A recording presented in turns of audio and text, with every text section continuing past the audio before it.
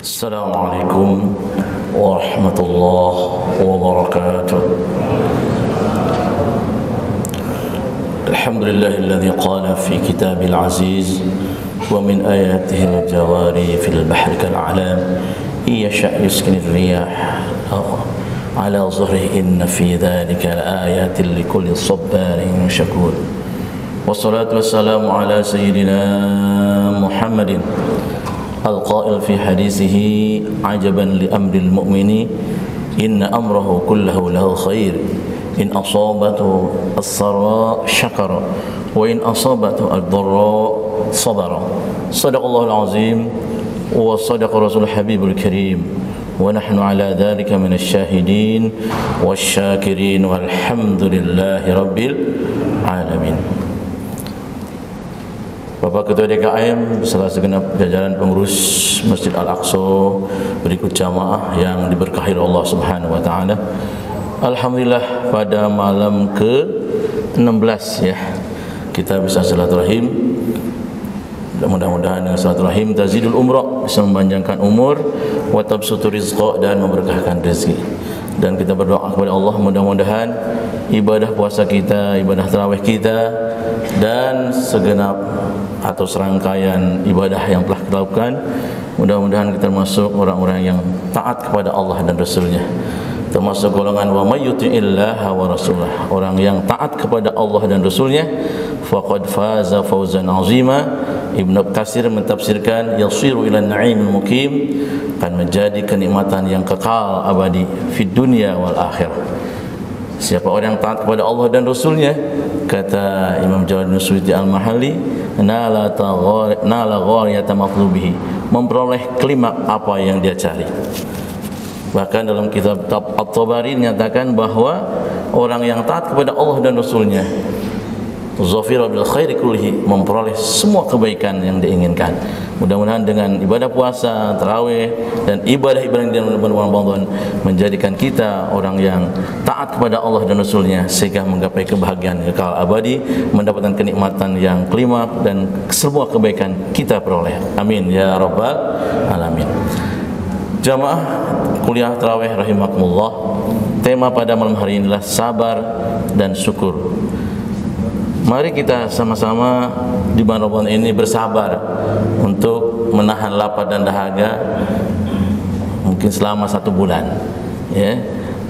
Bahkan bukan hanya menahan lapar dan dahaga, menahan seluruh anggota tubuh kita dari maksiat kepada Allah Subhanahu wa taala. Juga kita bersyukur kepada Allah karena kita sudah diberikan oleh Allah nikmat panjang usia, panjang umur. Tidak sedikit saudara-saudara kita yang wafat sebelum Ramadan.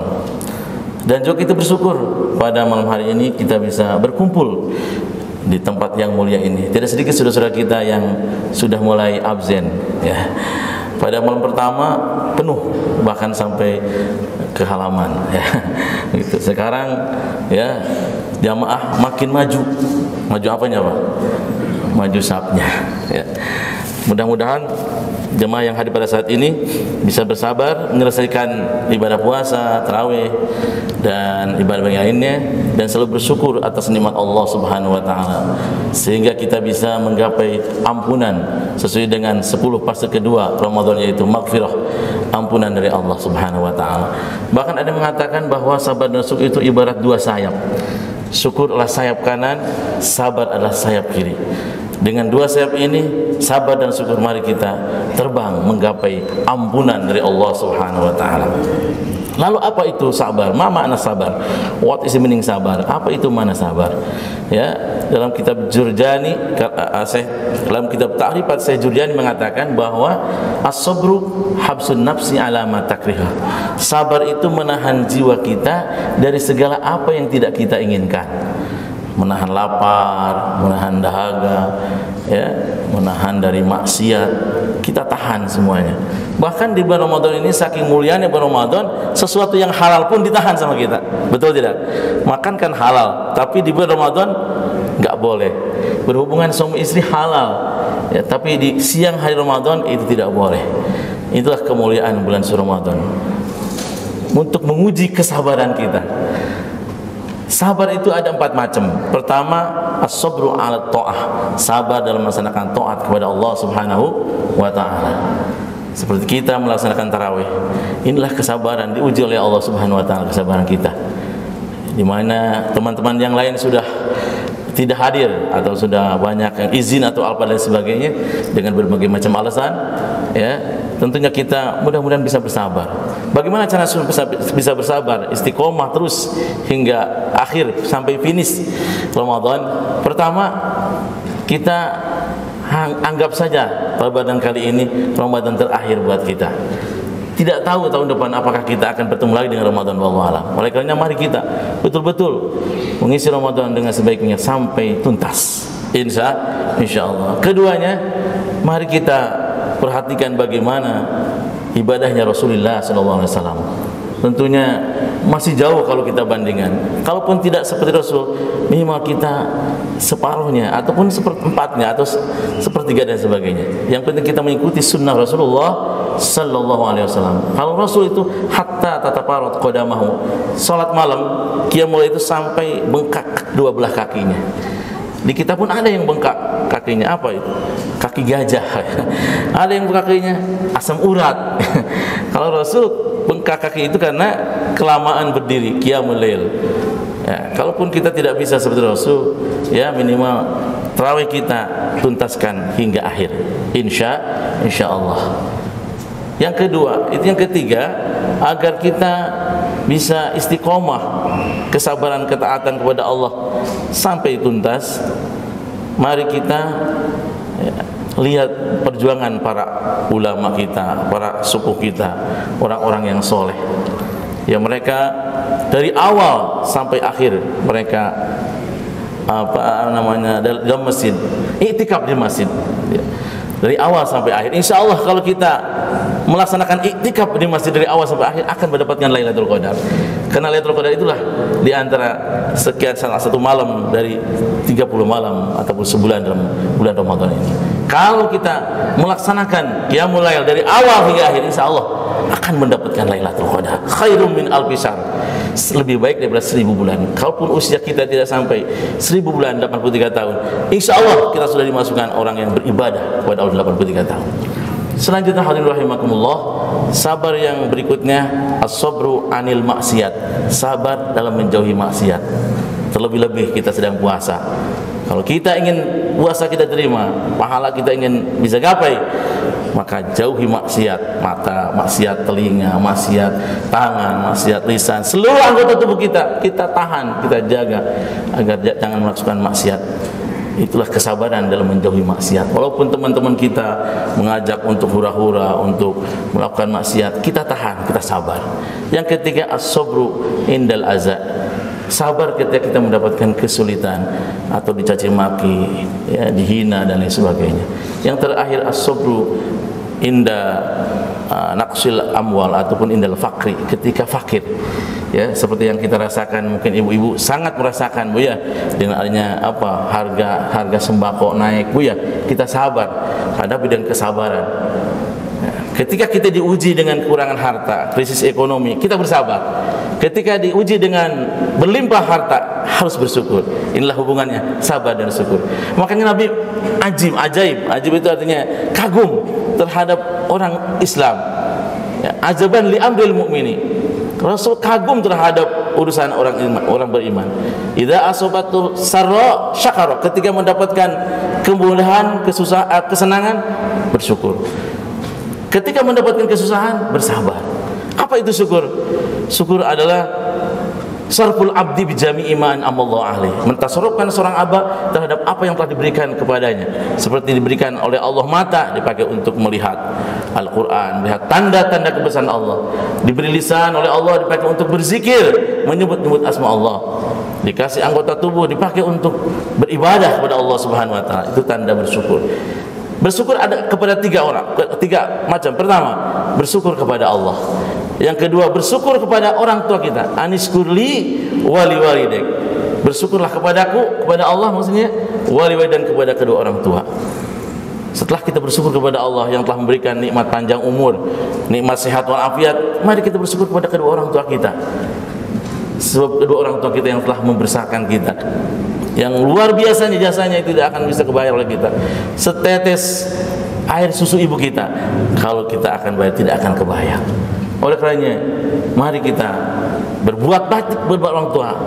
Kalau masih ada orang tua kita, mari kita hormati, mari kita minta maaf ataupun minta selalu islah dengan orang tua, mohon ridho daripada orang tua. Sebab ridho Allah fi ridhol walidain, ridhonya Allah tergantung kepada ridho kedua orang tua.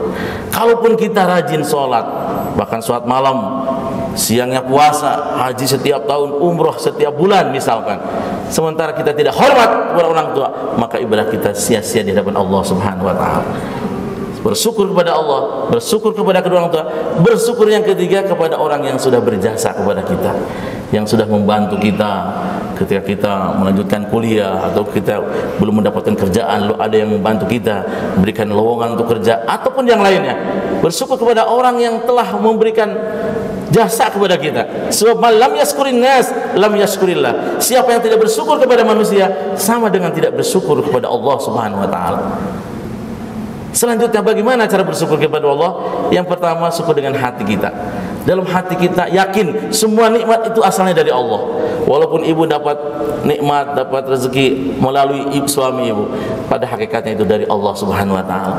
Sebab suami ibu bisa kerja itu dengan adanya Allah memberikan kesehatan, kemampuan, skill untuk bekerja. Kalau Allah tidak memberikan kesehatan, kita tidak mungkin bisa kerja. Di semuanya nikmat asalnya dari Allah Subhanahu wa taala. Yakin dalam hati kita, kita bersyukur dengan hati. Yang kedua, syukur dengan lisan kita, dengan mengucapkan alhamdulillah atau mengucapkan kalimat-kalimat thayyibah, subhanallah, alhamdulillah, Allahu akbar, la ilaha illallah. Yang ketiga, syukur dengan perbuatan kita, melangkahkan dua belah kaki kita menuju masjid, mengayunkan dua tangan kita menuju tempat-tempat yang diridhoi Allah. Itu berarti bersyukur dengan perbuatan kita. Insya Allah ketiga syukur ini ada dalam sholat. Pertama, ketika kita awal sholat berniat, dalam kitab fikih wa mahalluha fil qalbi, tempatnya niat dalam hati. Berarti ketika awal sholat kita berniat, berarti kita bersyukur dengan hati kita. Yang kedua, dengan sholat ada rukun qauli, rukun bagian ucapan. Berarti dengan sholat kita bersyukur dengan lisan kita, dengan membaca kalimat takbir, baca bacaan-bacaan sholat dan seterusnya. Yang ketiga, dengan sholat ada syukur dengan perbuatan kita, ruku, sujud, menggerakkan anggota tubuh kita untuk melaksanakan rukun-rukun fi'li. Berarti ketiga syukur ini ada dalam sholat. Kalau kita laksanakan, insya Allah kita termasuk orang bersyukur. La in syakartum la azidannakum. Andaikan kita bersyukur, pasti Allah akan tambahkan keberkahan, kesuburan, kemakmuran. Seperti yang Tuhan contohkan oleh Nabiullah Sulaiman alaihissalam. Nabiullah Sulaiman diberikan oleh Allah harta yang melimpah luas, kerajaan yang begitu hebat, yang kuat. Bersyukur kepada Allah. Bahkan Nabi Sulaiman selalu berdoa, Rabbi auzi'ni an ashkura ni'mataka allati an'amta alayya wa ala walidayya wa an a'mala salihan tardah wa adkhilni bi rahmatika fi ibadikas shalihin. Mari kita contoh Nabi Sulaiman. Akhirnya Nabi Sulaiman mendapatkan kekayaan yang bertambah subur, tambah makmur.